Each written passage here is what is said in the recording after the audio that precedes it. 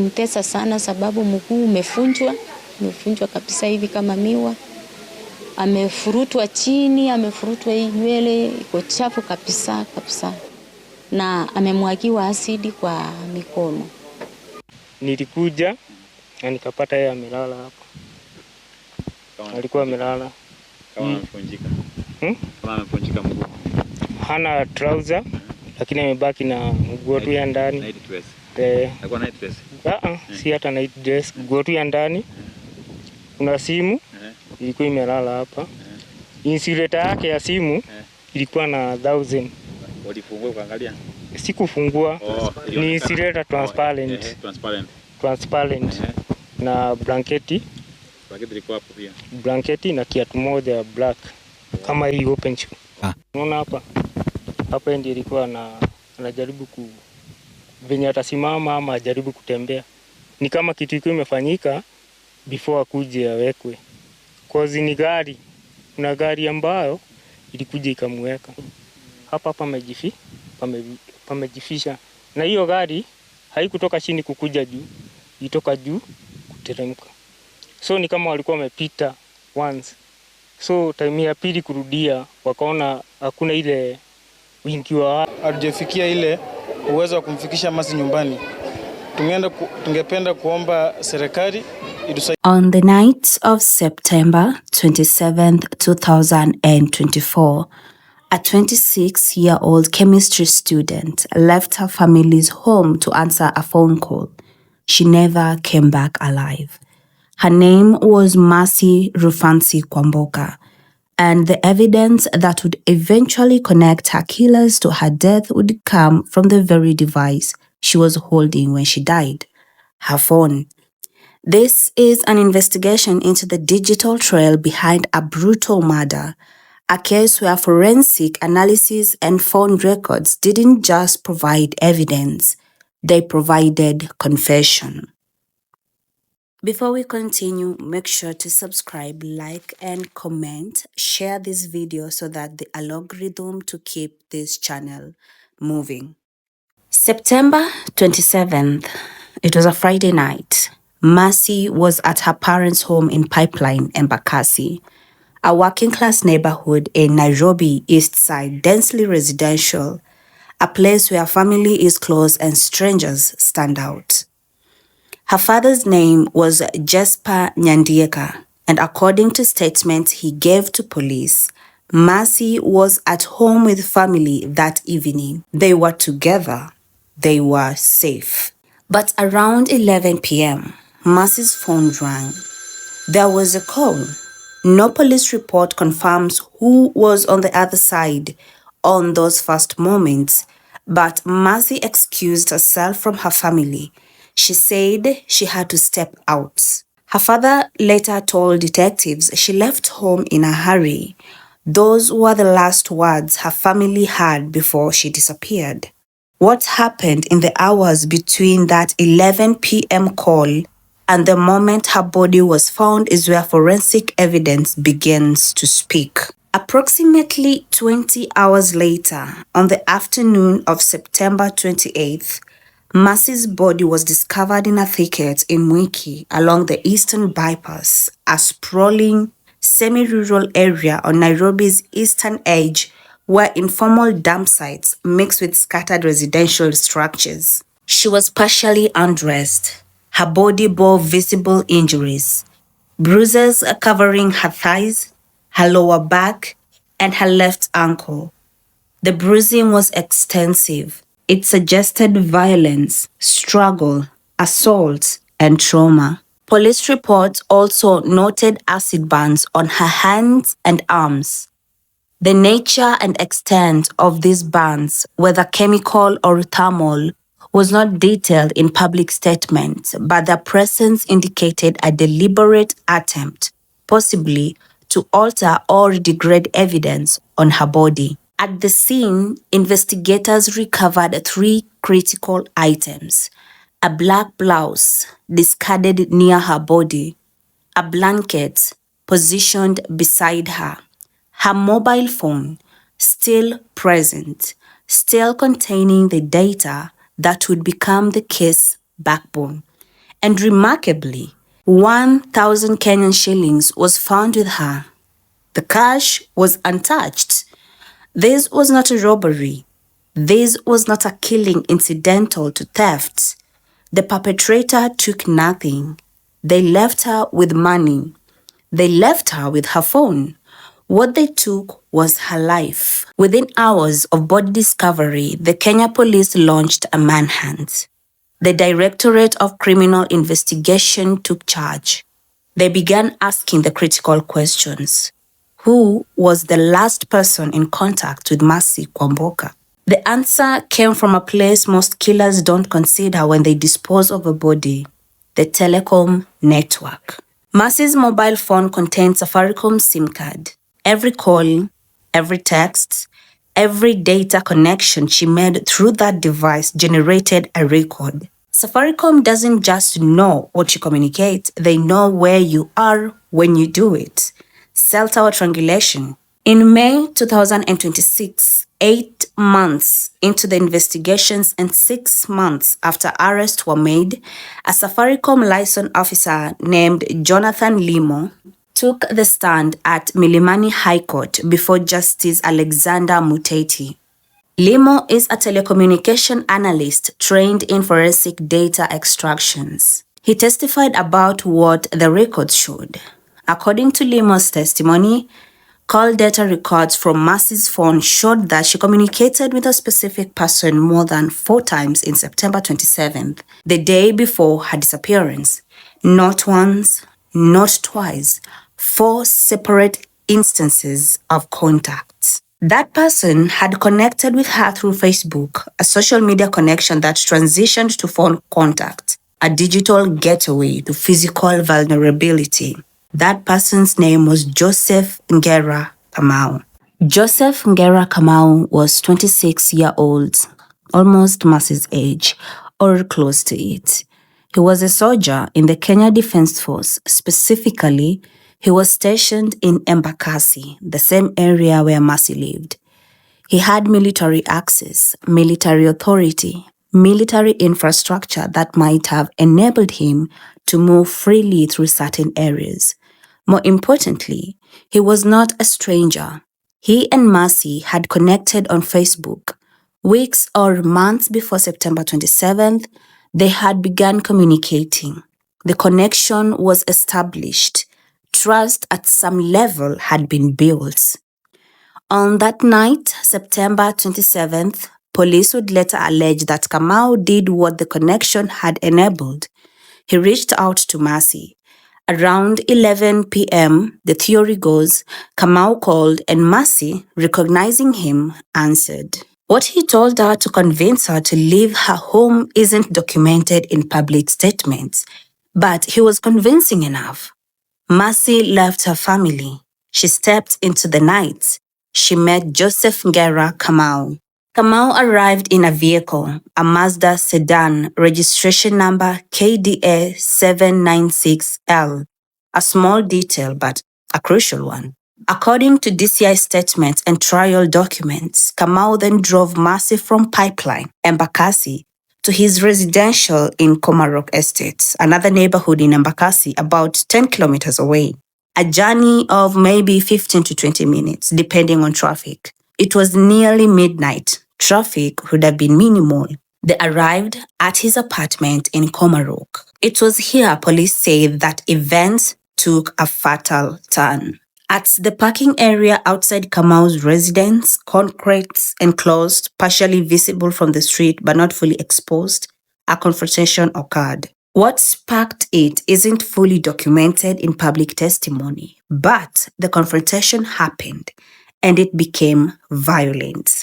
Kamau assaulted Mercy. The evidence of this: bruises across her thighs, her back, her ankle was written on her body.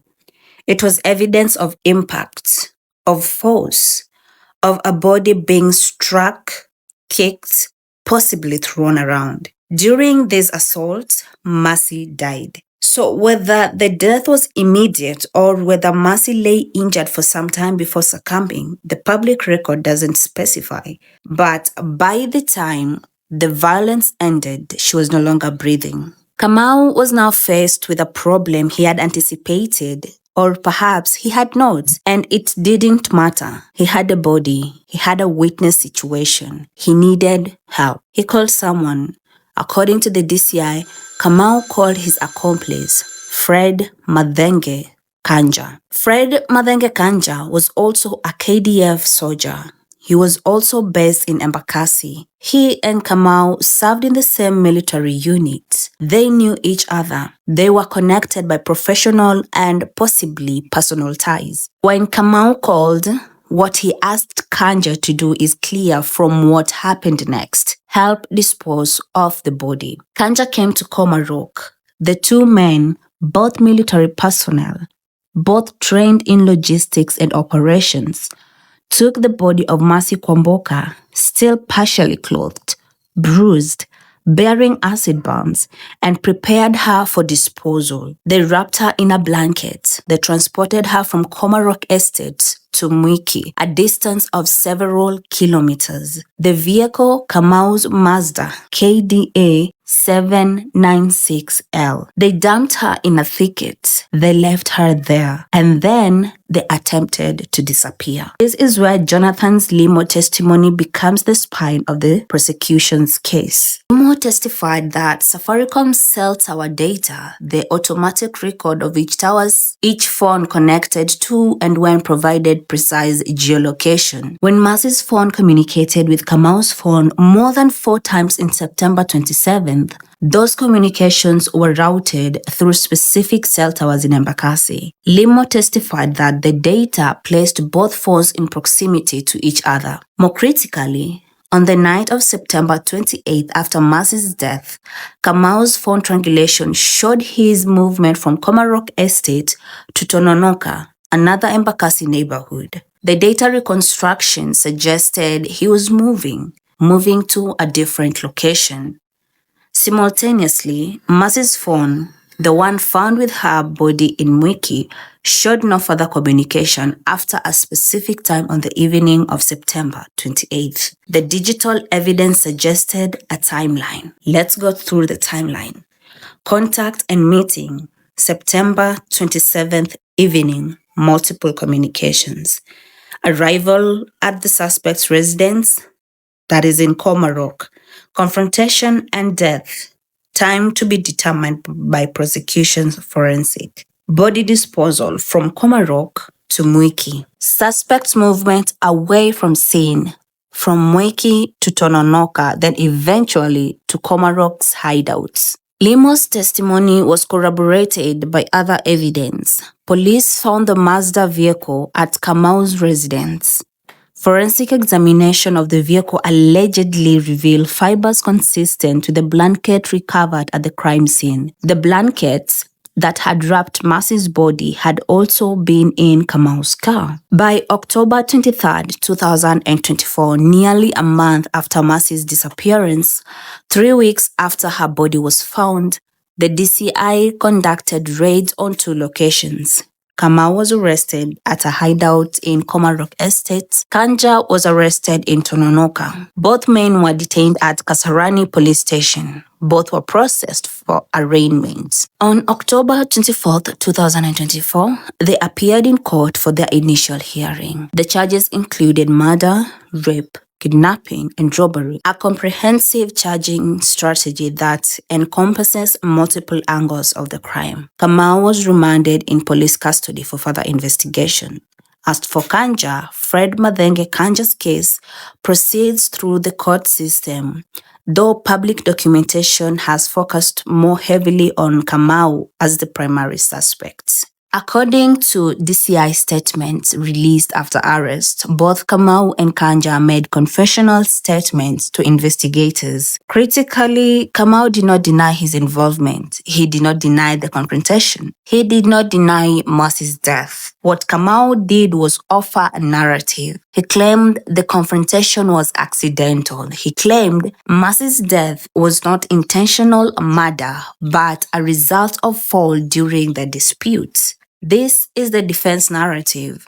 This is what Kamau would present to the court. But the forensic evidence, the bruising on her body, the acid burns, the coordinated disposal with an accomplice, the deliberate transportation to a remote location.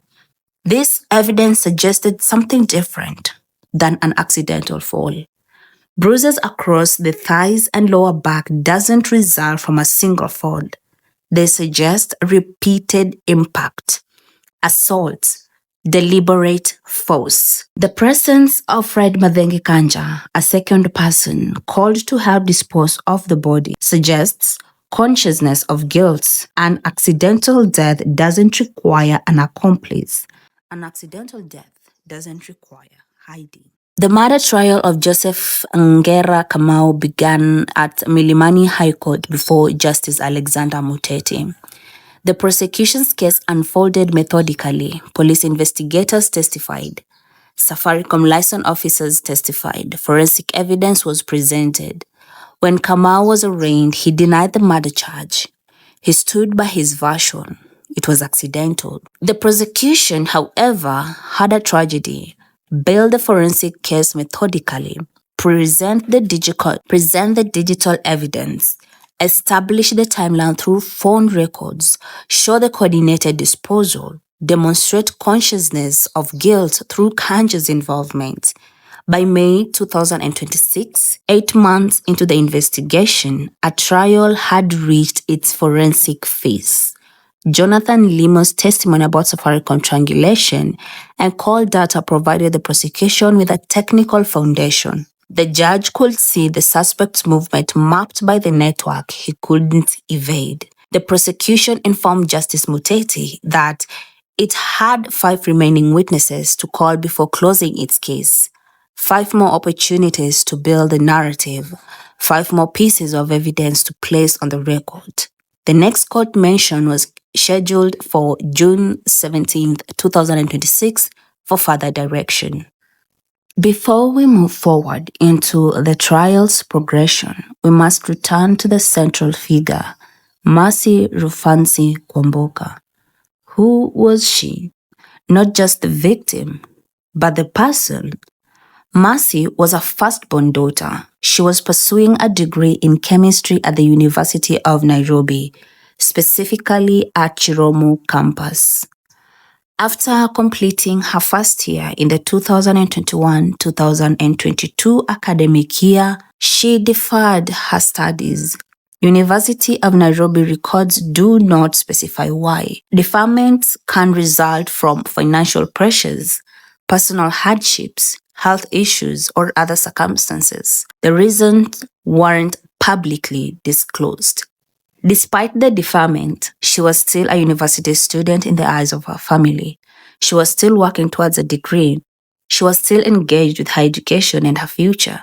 She had epilepsy. This is documented in police records and confirmed by her family. Epilepsy is a neurological condition that requires medical management. It also, unfortunately, can be weaponized as a stigma, a way to reduce someone's capacity, their credibility, their humanity. But Mercy was managing her condition. She was living with her family. She was pursuing her education despite the deferment. And then, on September 27th, 2024, a phone call ended everything. This case sits within a broader context that we have investigated repeatedly: the vulnerability of young Kenyan women to predators, and the particular vulnerability that exists when those predators have institutional authority. Joseph Ngera Kamau was a Kenyan Defense Force soldier. He had military credentials. He had military access. He had institutional legitimacy. When he reached out to Mercy on Facebook, he was not reaching out as a random stranger. He was reaching out as someone with social standings, someone with authority, someone with the appearance of legitimacy. This is not unique to Mercy's case. It's a pattern. Military personnel, police officers, government officials, men with badges, uniform, and authority, leveraging the authority to prey on young women who might be hesitant to question or refuse them. The system that should have protected Mercy failed her in multiple ways. It failed to regulate how military personnel interact with civilians on social media platforms. It failed to flag the predatory behavior when it began, the escalation from Facebook connection to phone contact to in-person meeting. It failed to protect her in the moments when she was vulnerable, when she left her home to meet someone who turned out to be dangerous.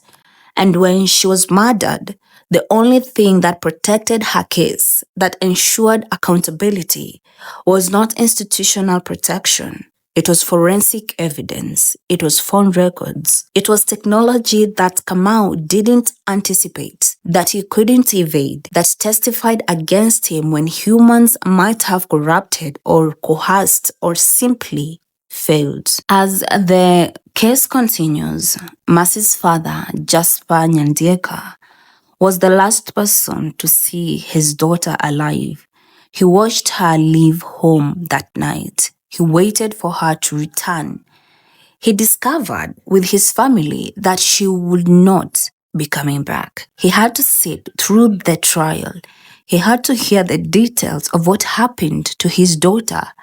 He has had to watch the man accused of killing her deny responsibility, claim accident, suggest that his daughter's death was something that just happened, not something that was done.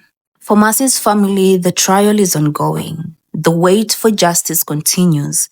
The court system moves slowly. Justice, when it comes, is often complete and conviction for murder perhaps, but no return of the daughter, no restoration of the life that was taken. What they have now is the forensic evidence, the phone records, the digital trial that showed that Joseph Ngera Kamau was in contact with their daughter, that he picked her up, that he took her to his residence. He called for help disposing of her body. For now, that will have to be enough. This has been Cybele. See you on my next case and take care of yourselves.